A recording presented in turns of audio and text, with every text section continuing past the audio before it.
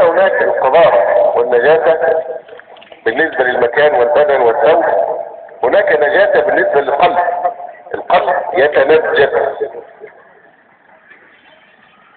والدليل قول الله تبارك وتعالى إنما المشركون نجس. إنما المشركون نجس. فالشرك والكفر بالله تبارك وتعالى نجاسة معنوية تدنس القلب، وهذه النجاسة لو غسلتها بماء البحر ما أزيلت وما طهرت، لأنها أحدث نجاسة فلا يزيلها إلا أقوى مطهر، وهو شهادة أن لا إله إلا الله. فهذه حقيقة دل عليها القرآن الكريم أن الشرك نجاسة ولا يقوى على تطهيرها إلا لا إله إلا الله. إن الشرك لظلم عظيم. وقال النبي صلى الله عليه وسلم إن المؤمن لا ينجس بوجود التوحيد في قلبه. ويقول تعالى في الكفار وأما الذين في قلوبهم مرض فزادتهم رجسا إلى رجسهم. وقال تعالى فيهم أيضا أولئك الذين لم يرد الله أن يطهر قلوبهم. وقال تعالى إنما المشركون نجس. يعني هنا أفضل لم يقل إنما المشركون أنجاس، وإنما جعلهم هم أنفسهم هم النجاسة لتمكنها منهم، حتى عبر عنهم بصفة أو بالنجس نفسه. ولذلك يجب الغسل على المشرك إذا أسلم، وهذا الغسل يكون بعد الإسلام لا قبله، لأنه لن يصح منه حتى يسلم. يعني أولا كي ينخلع عن القرارة المعنوية بالطهارة الحسية. حينما أسلم قيس بن عاصم أمره رسول الله صلى الله عليه وسلم أن يغتسل بماء وسدر. وتأمل قول الله عز وجل في سورة فصلت وهي سورة مكية، يقول تعالى وويل للمشركين الذين لا يؤتون الزكاة. الذين لا يؤتون الزكاة. قال ابن عباس رضي الله عنهما في تفسير الزكاة وويل للمشركين الذين لا يؤتون الزكاة، قال لا يشهدون أن لا إله إلا الله، لأن لا إله إلا الله تزكي قلوبهم من نجاسة الشرك. يقول ابن عباس لا يشهدون أن لا إله إلا الله وهي زكاة الأنفس. يقول الله تعالى في المؤمنين والذين هم للزكاة فاعلون. وقال موسى عليه السلام لفرعون هل لك إلى أن تزكى، أي بالتوحيد تطهر قلبك من الشرك. ووصف الله عز وجل نبيه والسبب في إرساله وبعثته الشريفة، قال في وصفه عدة آيات في القرآن ويزكيهم. ولا تزكية أعظم من تطهير القلوب من الشرك بالتوحيد.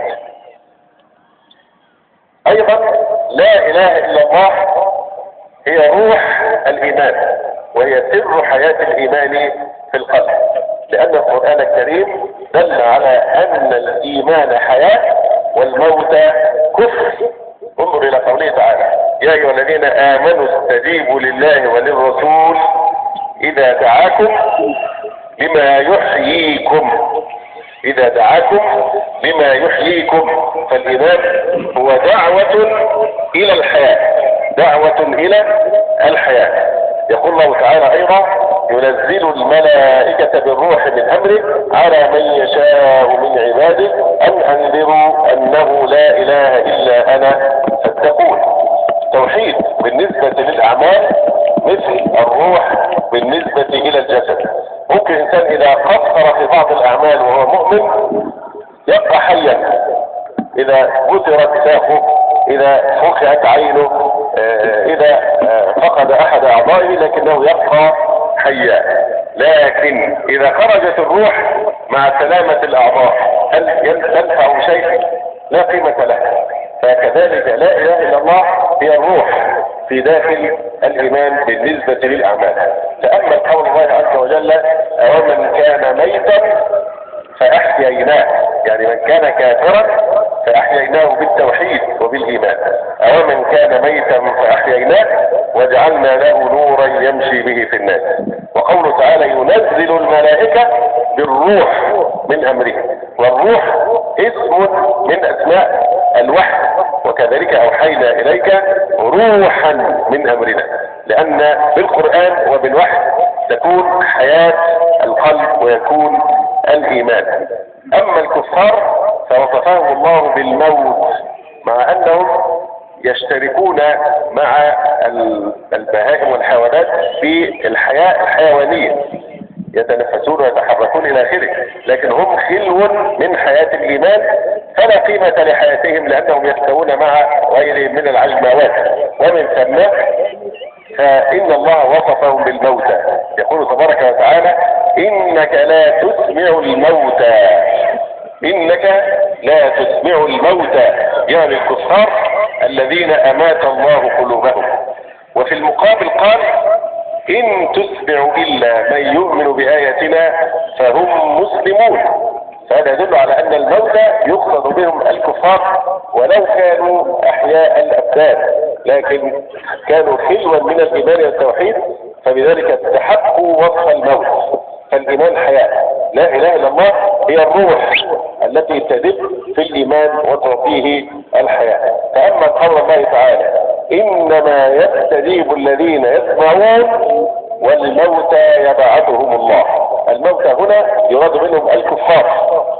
إنما يستجيب الذين يسمعون أي الأحياء المؤمنون، أما الموتى وهم الكفار الذين لا يؤمنون فإن الله عز وجل يبعثهم. من وظائف لا إله إلا الله أنها تجدد الإيمان في القلب، لأنها كانت متحصلة في الابتداء فإنها تكون مجددة بعد ذلك الاستمرار.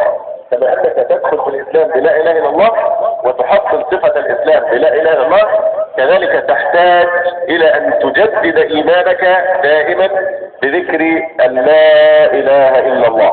يقول الصادق المصدوق صلى الله عليه وآله وسلم إن الإيمان لا يخلق في جوف أحدكم كما يخلق الثوب، فاسألوا الله تعالى أن يجدد الإيمان في قلوبكم. وقال صلى الله عليه وسلم أكثروا من شهادة أن لا إله إلا الله قبل أن يحال بينكم وبينها ونقلوها موتاكم. وروي أنه صلى الله عليه وسلم قال لأصحابه جددوا إيمانكم. قيل يا رسول الله وكيف نجدد إيماننا؟ قال أكثروا من قول لا إله إلا الله. ولذلك فإن أي خدش يجرح التوحيد فإن المرهم والدواء الذي يعالج به هو لا إله إلا الله. قال صلى الله عليه وسلم من حلف منكم فقال في حلفه باللات والعزى فليقل لا إله إلا الله. لا إله إلا الله أعظم نعمة ينعمها الله سبحانه وتعالى على المهتدين إليها.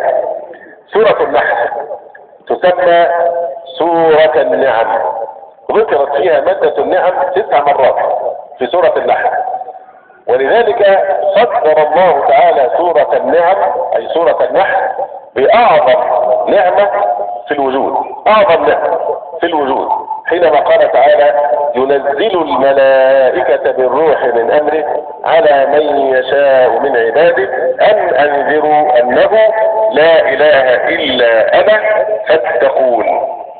فصدر النعم بذكر أعظم نعمة وهي نعمة التوفيق إلى لا إله إلا الله. يقول تعالى وأكبر عليكم نعمة، قال مجاهد في تفسيرها لا إله إلا الله.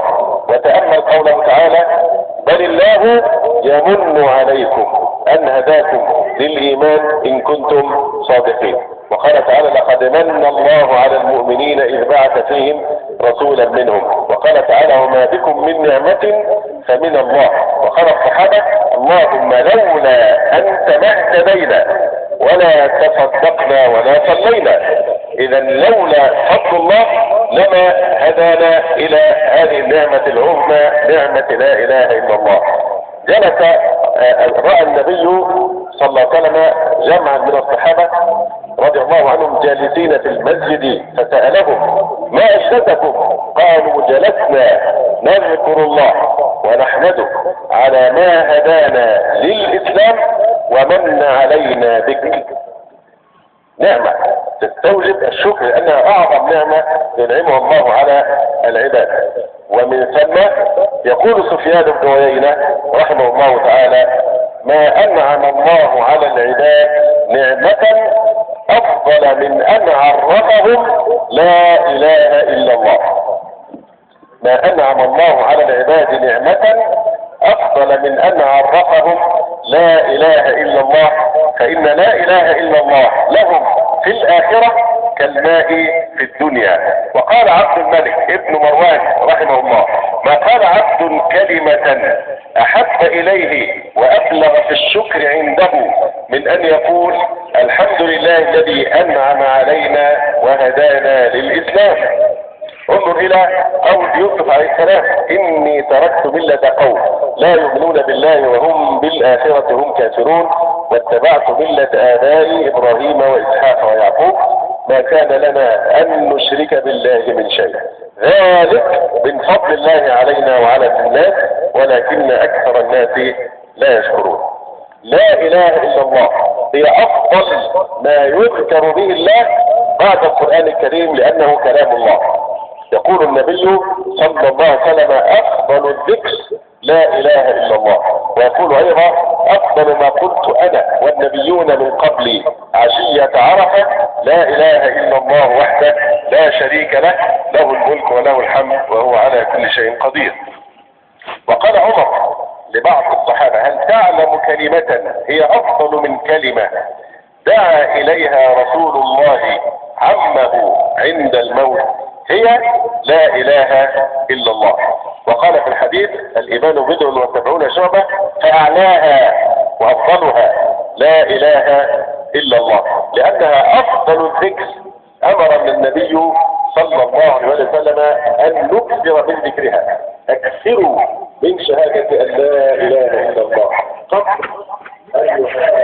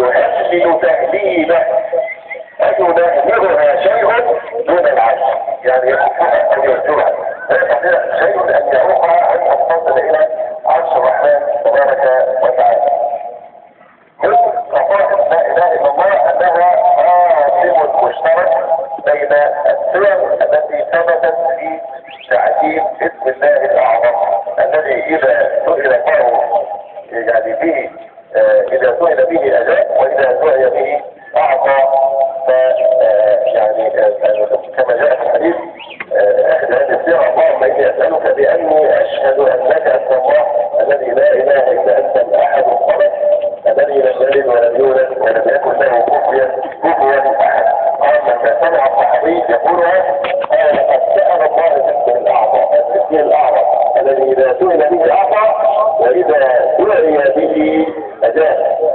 كذلك الصيغة الأخرى اللهم إني أسألك بأن لك الحمد لا إله إلا أنت وحدك لا شريك لك المنان يا بديع السماوات والأرض يا ذا الجلال والإكرام. فإذا هي هي قاسم مشترك بين الصيغ التي ورد فيها تعيين اسم الله الأعظم. لا إله إلا الله هي مضمون الوحي وقصد رحمة. يعني لو أردت أن تلخص كل ما فصله النبي صلى الله عليه وسلم في 23 سنة ليل نهار في جميع الآيات التي نزلت في القرآن الكريم وفي جميع سننه الشريفة صلى الله عليه وسلم في كلمة واحدة، فإن الوحي كله يساوي لا إله إلا الله. انظر إلى سورة النحل قال في فضلها عز وجل ينزل الملائكة بالروح من أمره على من يشاء من عباده أنه لا إله إلا أنا فاتقون، فجعل الوحي كله منحصرا في لا إله إلا الله. ويقول عز وجل أيضا وما أرسلنا من قبلك من رسول إلا نوحي إليه أنه لا إله إلا أنا فاعبدون. الوحي كله يساوي لا إله إلا الله. وقال أيضا قل إنما أنا بشر مثلكم يوحى إلي أنما إلهكم إله واحد. وذلك لأن القرآن كله يحول حول التوحيد، حول حقوق التوحيد، حول أنواع التوحيد، حول جزاء التوحيد، حول عقاب من كفر بالتوحيد، حول أهل التوحيد وجزائهم في الدنيا والآخرة، وأهل الشرك وجزائهم وعاقبتهم في الدنيا والآخرة. هكذا كل القرآن يحوم حول لا إله إلا الله. ولذلك الوحي كله عبر عنه بكلمة واحدة إلى لا إله إلا الله. لا إله إلا الله هي مفتاح دعوة جميع الأنبياء والمرسلين، كما جاء ذلك عن نوح عليه السلام ولقد أرسلنا نوحا إلى قومه فقال يا قوم اعبدوا الله ما لكم من إله غيره. وإلى عاد أخاهم هودا قال يا قوم اعبدوا الله ما لكم من إله غيره. جميع الأنبياء كما قال تعالى ولقد بعثنا في كل أمة رسولا أن اعبدوا الله واجتنبوا الطاغوت. وقال عليه الصلاة والسلام قال مخاطبا نبينا صلى الله عليه وسلم قل إني أمرت أن أعبد الله مخلصا له الدين. وقال لمعاذ إنك تأتي قوما أهل كتاب فليكن أولا لا تدعوهم إليه عبادة الله وحده في الوقت تدعوهم إلى شهادة أن لا إله إلا الله وأني رسول الله.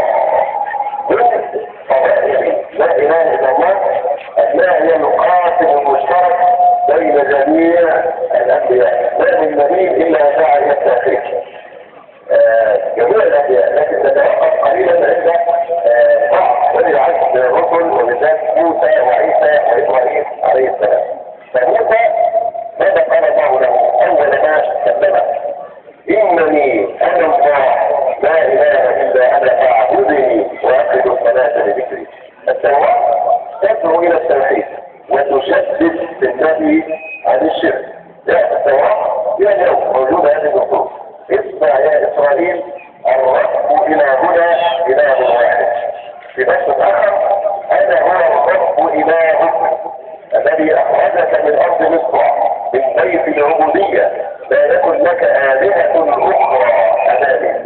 وفي التوراة أيضا أنا الأول وأنا الآخر ولا إله غيري. أما المسيح عليه السلام فأول كلمة نطق بها بالله إني عبد الله، إني عبد الله. لن يستنكف المسيح أن يكون عبدا لله، لا يستكبر عن عبودية الله، لأن هذا فخره وهذا شرفه أن يكون من عباد الله. يقول الله عز وجل أيضا على لسان المسيح السلام إن الله ربي وربكم فاعبدون هذا صراط مستقيم. وقال تعالى وقال المسيح يا بني إسرائيل اعبدوا الله ربي وربكم إنه من يشرك بالله فقد حرم الله عليه الجنة ومأواه النار وما للظالمين من أنصار. في الإنجيل جاء هذا النص أن حصل حوار بين الشيطان وبين المسيح عليه السلام. يقول في الإنجيل فقال له يسوع اذهب يا شيطان وقد كتب للرب ذلك تسجد وإياه وحده تعبد. وفي الآية الأخرى فأجابه يقول أولى الوصايا جميعا هي اسمع يا إسرائيل الرب إلهنا رب واحد أحب الرب إلهنا بكل قلبك. في الآية الأخرى قبل أن يوم السماء إلى الأخرى وهذه هي الحياة الأبدية أن يعرفوك أنت الإله الحقيقي وحدك ويدله المسيح الذي أرسلته. أما اختصار إبراهيم عليه السلام للتوحيد يعني هذا أمر يجب على الوصف. شرع الله سبحانه وتعالى لنبيه إبراهيم بآية لما كلمة التوحيد يمكن إلى مقام إلا تأليم إبراهيم. فكذلك يقال جزء إبراهيم وقضائها لها جزء إبراهيم عليه وعلى نبينا الصلاة والسلام. لقد كان إبراهيم عليه السلام أفضل من دعا إلى لا إله إلا الله بعد لقد كان رسول الله صلى الله عليه وسلم يعني هو أفضل من دعا إلى لا إله إلا